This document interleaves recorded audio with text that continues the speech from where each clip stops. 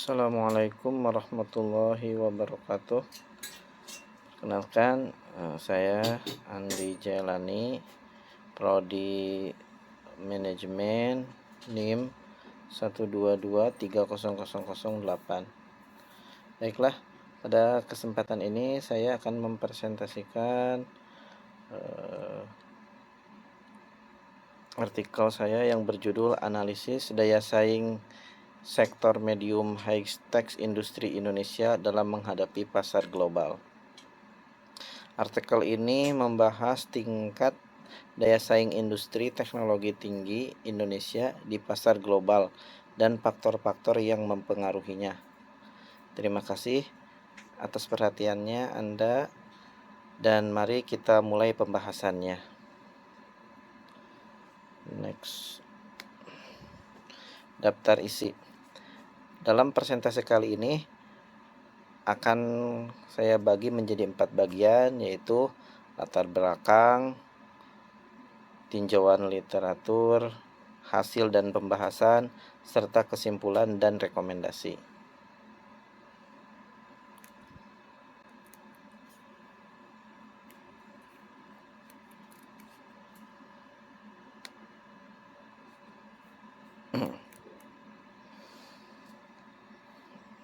Industri pengolahan memegang peran penting dalam perekonomian Indonesia. Kontribusinya sangat signifikan, terutama dalam menciptakan lapangan kerja. Transformasi struktural menjadi sangat penting. Dengan perubahan yang terjadi melalui kategori teknologi, industri teknologi tinggi berperan sebagai motor utama pertumbuhan ekonomi.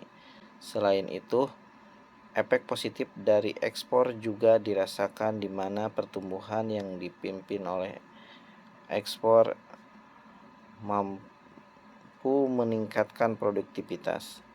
Produk teknologi tinggi mempercepat proses learning effect yang pada akhirnya meningkatkan daya saing industri nasional.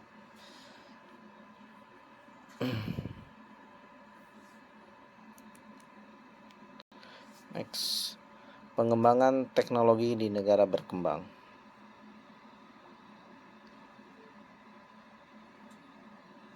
Tren global menunjukkan bahwa negara-negara berkembang kini fokus pada pengembangan industri berbasis teknologi.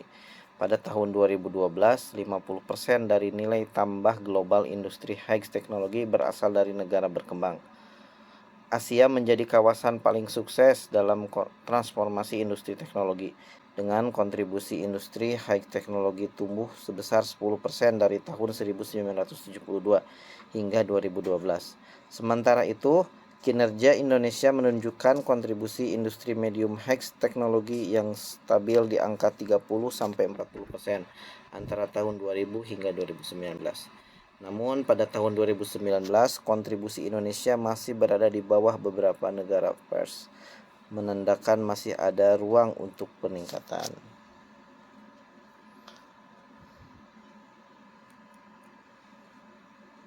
Tantangan dan rencana pembangunan meliputi daya saing rendah, rencana pembangunan, penelitian, dan kebijakan.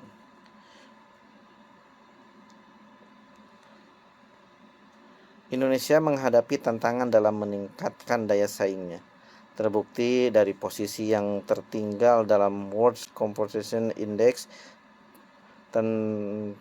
Tantangan utama meliputi persaingan produk, tarif bea masuk, dan hambatan non-tarif dalam Rencana Pembangunan Jangka Panjang Nasional atau RPJPN 2025 sampai dengan 2045. Indonesia berfokus pada transisi ke industri bernilai tambah tinggi, terutama pada industri medium high teknologi dan high teknologi. Penelitian ini bertujuan untuk menganalisis daya saing menggunakan indeks Reveld Comparative Advantage atau sering kita singkat RCA, dan mengidentifikasi faktor-faktor yang mempengaruhi daya saing untuk memberikan rekomendasi kebijakan yang tepat.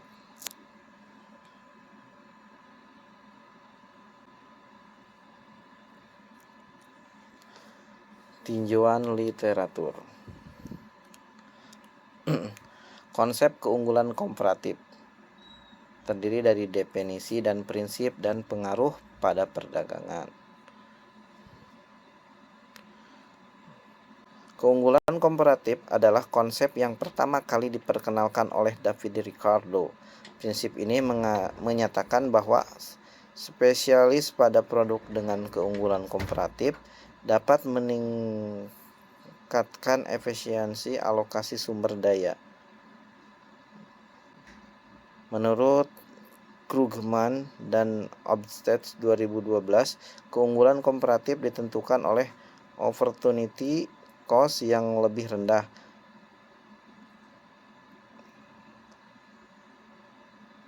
Jika negara mengekspor barang sesuai dengan keunggulan komparatifnya. Next. Daya saing produk Indonesia. Terdiri dari poin penelitian terkait posisi HEX teknologi.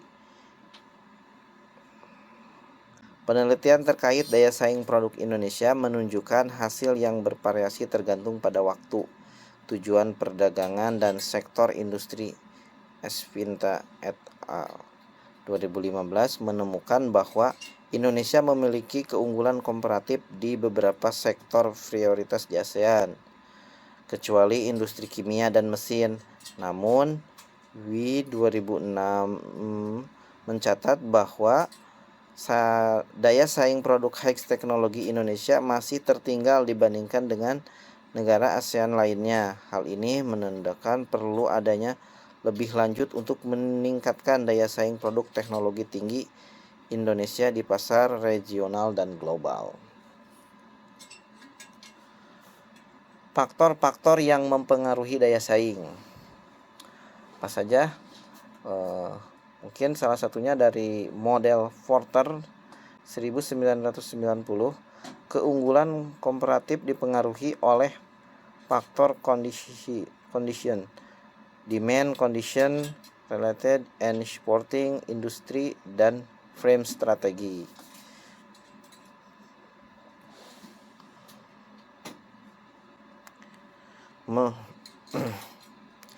Kondisi permintaan demand condition, industri terkait dan pendukung,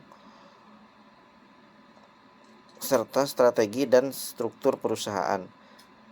Tambunan dan Sitepu 2012 menambahkan bahwa dari sisi supply, daya saing dipengaruhi oleh sumber daya manusia atau SDM, teknologi, bahan baku, infrastruktur, industri pendukung, barang modal, energi, dan kebijakan ekspor. Sugianto 2024 menyatakan bahwa tingkat harga relatif juga merupakan indikator daya saing, di mana semakin rendah harga relatif semakin tinggi daya saing.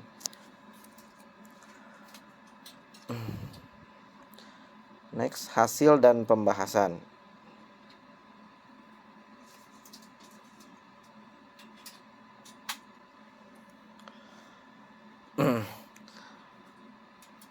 Daya saing berdasarkan RCA.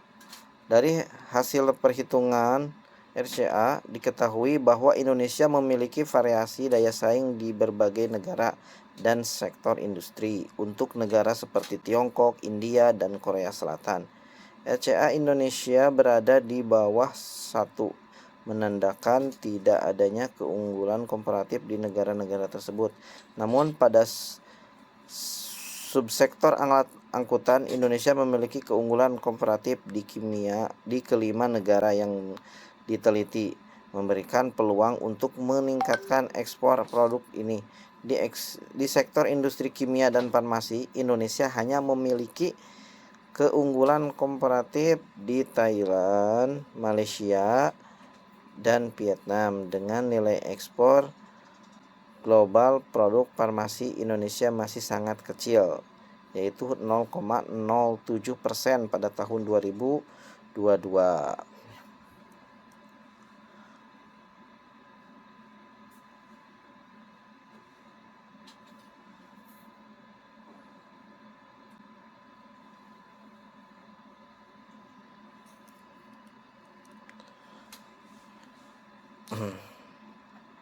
Faktor-faktor yang mempengaruhi daya saing.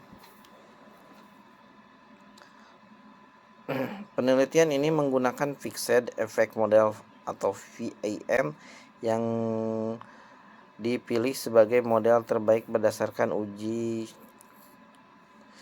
Chou dan Huisman dengan koefisien determinasi.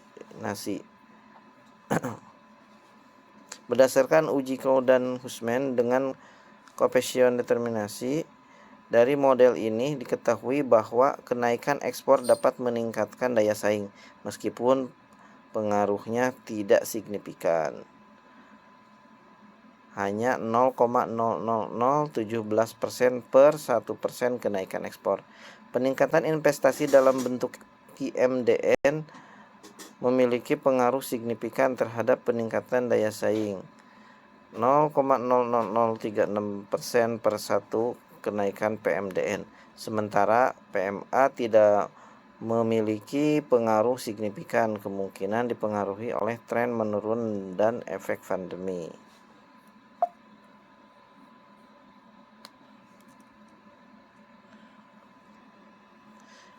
Rekomendasi kebijakan.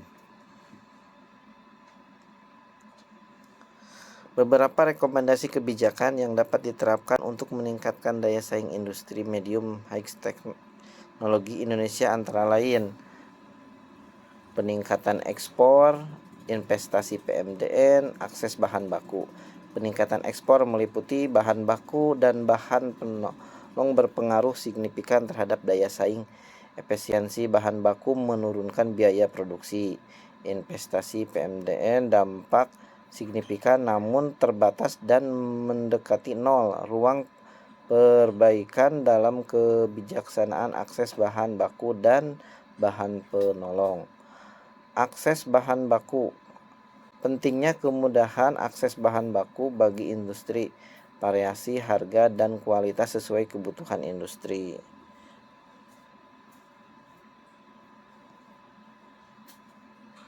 Next. Kesimpulan dan rekomendasi. Kesimpulan.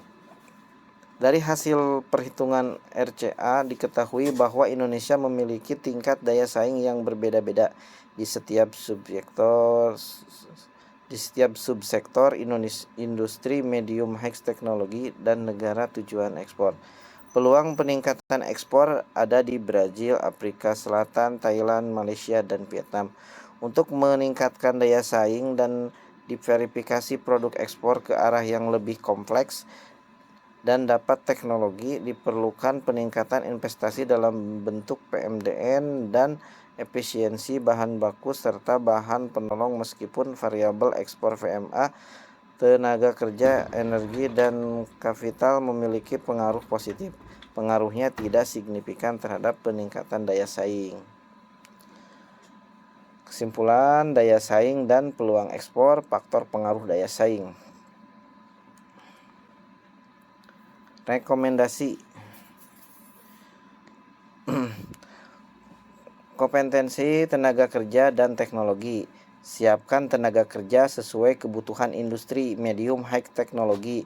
Tingkatkan teknologi inovasi dari riset untuk kesiapan menuju industri 4.0. Pertimbangkan skema insentif untuk mendorong penggunaan teknologi produksi canggih. Dari segi market intelligence dan penyempurnaan penelitian, tingkatkan ketersediaan hasil market intelligence dan pasar ekspor. Lakukan penyempurnaan penelitian dengan disegerasi pengukur daya saing ke tingkat lebih rinci dan pemisahan analis data sebelum, selama, dan sesudah pandemi.